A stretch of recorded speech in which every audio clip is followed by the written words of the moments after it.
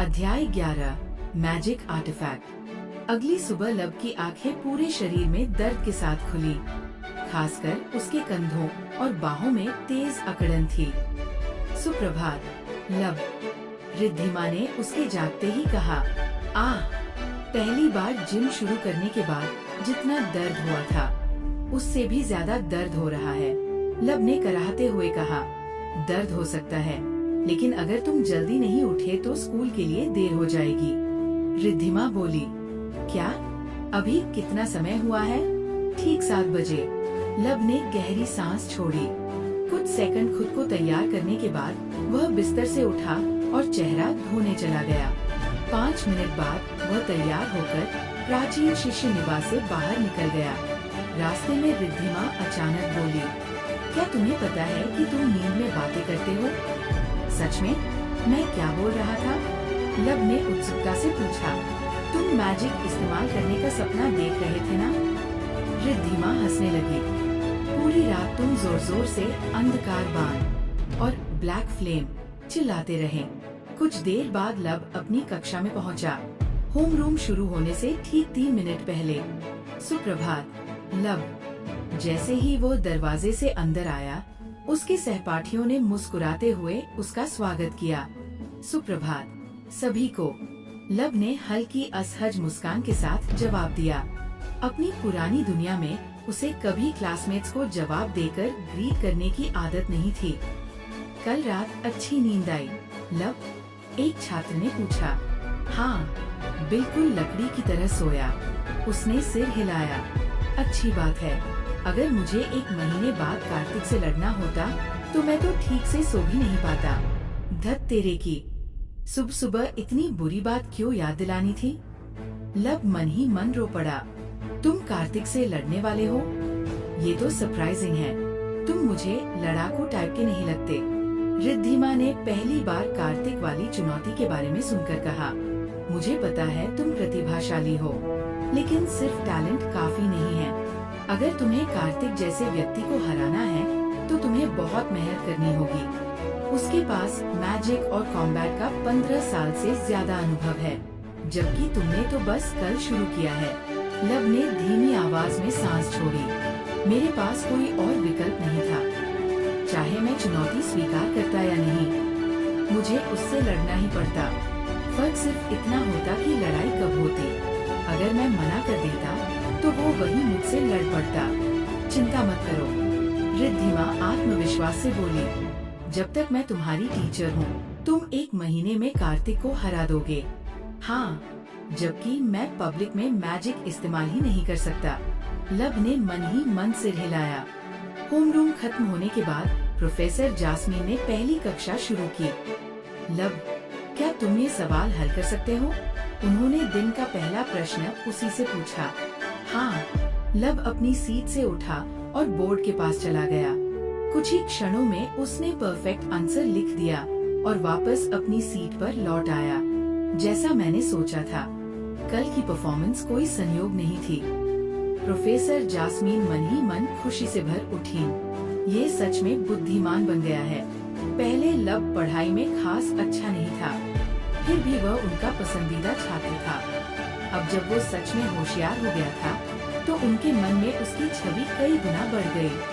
समय तेजी से बीता और देखते ही देखते छुट्टी का समय हो गया। कल से वीकेंड शुरू हो रहा है। प्रोफेसर जास्मीन ने कक्षा छोड़ने से पहले कहा, अगर तुम स्कूल परिसर से बाहर जाने वाले हो तो पहले स्कूल को सूचित करना और मुख्य द्वार से चेकआउट करना मत भूलना। मजे करना। उनके जाते ही कुछ छात्र लब के पास आ गए। वीकेंड पर क्या करने वाले हो लब? घूमने चलोगे? अकादमी के पास एक बढ़िया जगह है। माफ करना, लेकिन मेरी पहले से मिस काव्या के साथ प्लान्स है। लब ने विनम्र मुस्कान के साथ कहा। है? स्कूल नर्स के साथ? क्यों? वह मेरी रिकवरी की जिम्मेदारी संभाल रही हैं। लब ने सहज बहाना बनाया। और मुझे कार्तिक से लड़ाई की तैयारी भी करनी है। समझ गए। फिर किसी और दिन मिलते हैं। गुड लक लब। इसके बाद किसी ने उसे परेशान नहीं किया। लब तुरंत युद्ध साधना केंद्र की ओर निकल गया, जहां मिस काव्या पहले से उसका इंतजार कर रही थी। कैसा महसूस कर रहे हो? उन्होंने पूछा। पूरा शरीर टूट रहा है। अच्छा है, मिस काव्या शांत स्वर में बोली। इसका मतलब तुम आगे बढ़ रहे हो। कुछ देर बाद वह उसे एक निजी ट्रेनिंग रूम में ले गई। कल हमने तुम्हारे अपर बॉडी की ट्रेनिंग की थी, आज लोअर बॉडी की बारी है। मैं चाहती हूँ कि तुम कमरे में लगातार स्प्रिंट लगाओ जब तक तुम्हारे पैर उठना बंद न कर दें। इससे तुम्हारी एंड्योरेंस बहुत तेजी से बढ़ेगी। समझ गया, लब ने बिना शिकायत किए जवाब दिया। शुरू करने से पहले इन्हें अपनी कलाई और टखनों में पहन लो। मिस काव्या ने उसे 4 मेटालिक ग्रीन ब्रेसलेट्स दिए। ये क्या है? उसने पूछा। ये एफ ग्रेड मैजिक आर्टिफैक्ट है। ये तुम्हारी सहन शक्ति और स्टैमिना बढ़ाएंगे ताकि तुम ज्यादा देर तक ट्रेनिंग कर सको। क्या ये चीटिंग नहीं है? लब ने पूछा। आखिर मैं आर्टिफिशियली अपनी स्टैमिना बढ़ा रहा हूँ। नहीं, मिस काव्या ने सिर हिलाया। समझाने में बहुत समय लगेगा, इसलिए मैं विस्तार में नहीं जाऊंगी। लेकिन इतना जान लो कि ये दुनिया की सबसे सामान्य ट्रेनिंग मेथड्स में से एक है। कम से कम उन लोगों के लिए जो ऐसे आर्टिफैक्ट खरीद सकते हैं। इनकी कीमत कितनी है? लब ने उत्सुकता से पूछा। $20,000 एक की। मिस काव्या ने बिल्कुल सामान्य लहजे में कहा। क्या? लब की आंखें फट गई। मतलब मैं अभी $80,000 पहनकर दौड़ने वाला हूँ। अगर मैं गिर गया और गलती से इन्हें तोड़ दिया तो मुझसे पैसे की उम्मीद मत करना। नहीं करूँगी, मिस काव्या बोली। स्कूल में ऐसे बहुत है, मुद्दा वो नहीं है। लब ने लंबी सांस ली। एक सामान्य परिवार में जन्मे इंसान के लिए $80,000 बहुत बड़ी रकम थी। उसे इकट्ठा करने में कई साल लग जाते और यहाँ वह सिर्फ ट्रेनिंग के लिए इतने महंगे उपकरण पहनने वाला था। ये बात उसके लिए समझ से परे थी। अगर इस्तेमाल नहीं करना चाहते और खुद के लिए चीजें मुश्किल बनानी है तो वापस कर दो। मिस काव्या ने हाथ आगे बढ़ाया। किसने कहा कि मैं इस्तेमाल नहीं करूँगा? लब ने तुरंत चारों आर्टिफैक्ट पहन लिए, हर हाथ और पैर में एक, और फिर वो पूरे वेग से कमरे में दौड़ना शुरू कर दिया। 1 घंटे बाद लब हैरान था कि वो अभी भी दौड़ रहा था और उसकी सांस भी नहीं फूली थी। सामान्य परिस्थितियों में वो कुछ मिनट स्प्रिंट करने के बाद ही हांफने लगता, लेकिन अब वो पूरे 1 घंटे से लगातार दौड़ रहा था। ये मैजिक आर्टिफैक्ट कमाल के हैं। लब उत्साहित हो उठा। इन्हें पहनकर तो ऐसा लग रहा है जैसे मैं पूरी दुनिया का चक्कर लगा सकता हूँ। उसकी ट्रेनिंग करने की मोटिवेशन और भी बढ़ गई। 3 घंटे लगातार स्प्रिंट करने के बाद आखिरकार उसकी सारी स्टैमिना खत्म हो गई और वो फर्श पर गिर पड़ा। 3 घंटे। हाँ, मिस काव्या उसके पास आई। पहली बार के लिए बुरा नहीं है। फिर उन्होंने आयामी भंडार से कुछ निकाला और उसके सामने रखा। वह एक पारदर्शी कांच की बोतल थी जिसमें हरे रंग का तरल भरा हुआ था। ये क्या है? लब ने पूछा। ये सहन शक्ति औषधि है, मिस काव्या ने समझाया। इसे पीने से तुम्हारी स्टैमिना रिकवरी बहुत तेज हो जाएगी। 15 मिनट में तुम्हारी पूरी ऊर्जा वापस आ जाएगी। हे भगवान, ये दुनिया सच में अद्भुत है। लब उत्साह से चिल्लाया। अब समझ में आया कि यहाँ के लोग इतने शक्तिशाली क्यों हैं। अगर मेरे पास ये सहन शक्ति औषधि रहे तो मैं पूरे दिन ट्रेनिंग कर सकता हूँ। लेकिन मिस काव्या ने सिर हिलाया। अभी तुम्हारा शरीर बहुत कमजोर है। तुम हर 12 घंटे में सिर्फ एक ही पोषण पी सकते हो। फिर भी इसका मतलब हर दिन 3 घंटे एक्स्ट्रा वर्कआउट। लब ने तुरंत पोषण पी लिया और रिकवरी का इंतजार करने लगा। 15 मिनट बाद वह फिर पूरे वेग से कमरे में चक्कर लगाने लगा। उधर मिस काव्या दरवाजे के पास बैठकर अपनी किताब पढ़ने लगी, जबकि वह चुपचाप उसका इंतजार करती रही। अध्याय 12 1%। कुल 6 घंटे की कठोर ट्रेनिंग के बाद लब फर्श पर गिर पड़ा और तेज तेज सांस लेने लगा। मैंने अपनी पूरी जिंदगी में इतना वर्कआउट कभी नहीं किया। ऐसा लग रहा है जैसे मैं मरने वाला हूँ।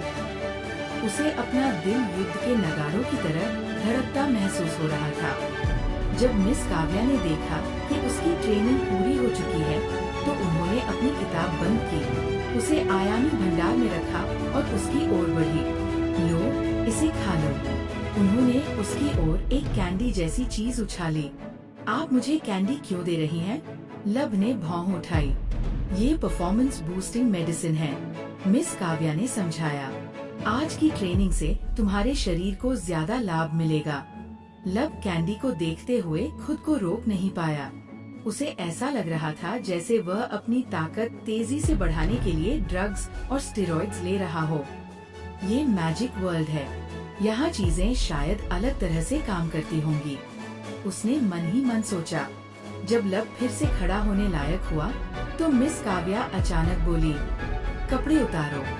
फिर से लब की आंखें फैल गईं। इस दुनिया में आए उसे अभी दूसरा दिन ही हुआ था और मिस काव्या उसे दूसरी बार स्ट्रिप करवा रही थी। फिर भी उसने शिकायत नहीं की। उसने ऊपर और नीचे के कपड़े उतार दिए और सिर्फ अंडरवियर में रह गया। है पीछे से रिद्धिमा की दबी हुई हंसी सुनाई दी। लब उसकी नजरों को अपने शरीर पर घूमते हुए महसूस कर सकता था, लेकिन उसने अनदेखा करने का नाटक किया। उधर मिस काव्या उसके चारों ओर घूमते हुए उसके शरीर को ध्यान से देख रही थी। कभी कभी वो उसके मसल्स को हाथ से दबाकर भी जांचती। इसका शरीर अच्छी गति से विकसित हो रहा है और इसमें काफी पोटेंशियल भी है। अगर इसे पर्याप्त समय मिला तो शायद ये पुराने अजय तलवारबाज लब जितना शक्तिशाली बन सके। कुछ क्षण बाद मिस काव्या बोली, अगर तुम 1 महीने तक इसी गति से ट्रेनिंग करते रहे तो तुम पिछले अजय तलवारबाज लब की ताकत का लगभग 1% हासिल कर लोगे। सिर्फ 1%? लब की आंखें चौड़ी हो गई। क्या ये बहुत कम नहीं है? मैं कार्तिक को कैसे हराऊंगा? अजय तलवारबाज लब की ताकत का सिर्फ 1% भी कार्तिक जैसे व्यक्ति को हराने के लिए काफी है। मिस काव्या ने शांत स्वर में कहा, कोई मजाक नहीं। पुराना लब आखिर कितना शक्तिशाली था? बेहद शक्तिशाली, उन्होंने सहजता से उत्तर दिया। और ऐसा इंसान मर भी गया? ये दुनिया मेरी सोच से कहीं ज्यादा खतरनाक है। लब ने घबराकर निगल लिया। कुछ देर बाद मिस काव्या बोली, काफी देर हो चुकी है, आज की ट्रेनिंग यही खत्म करते हैं। कल सुबह ठीक 9 बजे यहाँ वापस आना और देर मत करना। ओह मिस काव्या, लब अचानक बोला, क्या मैं इन मैजिक आर्टिफैक्ट को उधार ले सकता हूँ? जब मैं अकेले वर्कआउट करूँ तब इस्तेमाल कर लूँगा, मुझे कोई आपत्ति नहीं। उन्होंने कहा, लेकिन अगर मेरी निगरानी के बिना तुमने इन्हें तोड़ दिया या खो दिया तो उसका भुगतान तुम्हें करना होगा। लब ने घबराकर निगल लिया। तो फिलहाल मैं सिर्फ एक ही ब्रेसलेट उधार ले लूँगा। 4 की जगह एक संभालना आसान था और उससे टूटने या खोने का खतरा भी कम हो जाता। ठीक है। बाकी 3 मैजिक आर्टिफैक्ट वापस लेकर मिस काव्या युद्ध साधना केंद्र से चली गयी। कैसा महसूस कर रहे हो? उनके जाते ही रिद्धिमा ने पूछा। मैं ठीक से चल भी नहीं पा रहा। लब ने लंबी सांस छोड़ी और लंगड़ाते हुए प्राचीन शिष्य निवास की ओर लौटने लगा। जल्दी से शावर लेने के बाद वो बिना डिनर किए सीधे बिस्तर पर गिर पड़ा। अरे रिद्धिमा, एक सवाल है, पूछो। मैं किसी मैजिक स्पेल की मास्टरी लेवल कैसे बढ़ाऊं? क्या बस उसे बार बार इस्तेमाल करना होता है? लगभग, उसने जवाब दिया। समझ गया। कुछ ही पलों बाद लब सो गया। लब को बिना पता चले उसकी नींद के दौरान उसका शरीर बदलने लगा। उसकी मांसपेशियां और हड्डियां मजबूत होने लगी। उसका खून और स्वस्थ हो गया और उसका शरीर पहले से अधिक रिफाइंड होने लगा। अगली सुबह जब लब उठा तो उसके निचले शरीर में दर्द था, लेकिन उसकी उम्मीद से कहीं कम। चेहरा धोने और तैयार होने के बाद वह नाश्ते के लिए भोजन सभागार चला गया। जैसा उसने सोचा था, वहाँ काफी कम छात्र मौजूद थे। आखिर वीकेंड था। अधिकतर छात्र या तो देर तक सोते थे या अकादमी के बाहर खाना पसंद करते थे। इसी वजह से लब को शांति से नाश्ता करने का मौका मिल गया।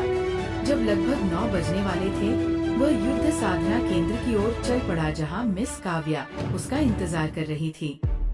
क्या आज तलवार की ट्रेनिंग होगी? लब ने पूछा। हाँ, मिस काव्या ने सिर हिलाया और आयामी भंडार से एक तलवार निकाली। ये तलवार पिछली वाली से अलग लग रही है। लब ने तुरंत ये बात नोटिस की। सावधान रहना। उन्होंने तलवार उसकी ओर बढ़ाते हुए कहा, इसका वजन 10 किलो है, पिछली तलवार से 5 गुना ज्यादा। 10 किलो?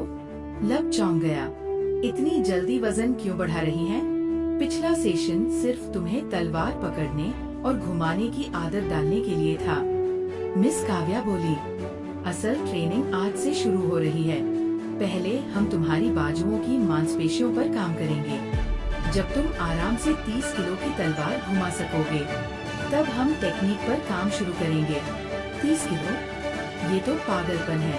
इतनी भारी तलवार आखिर कौन इस्तेमाल करता है? 30 किलो कुछ भी नहीं है।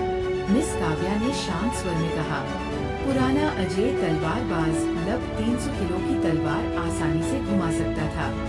और तुम्हारे सवाल का जवाब, ज्यादातर मैजिक सोर्ड्स का वजन 50 किलो से ज्यादा होता है। तलवार देने के बाद उन्होंने उसे 3 ब्रेसलेट्स भी दिए। इनमें से 2 अलग रंग के क्यों हैं? लब ने पूछा। लाल वाले तुम्हारी स्ट्रेंथ बढ़ाएंगे और हरे वाले स्टैमिना।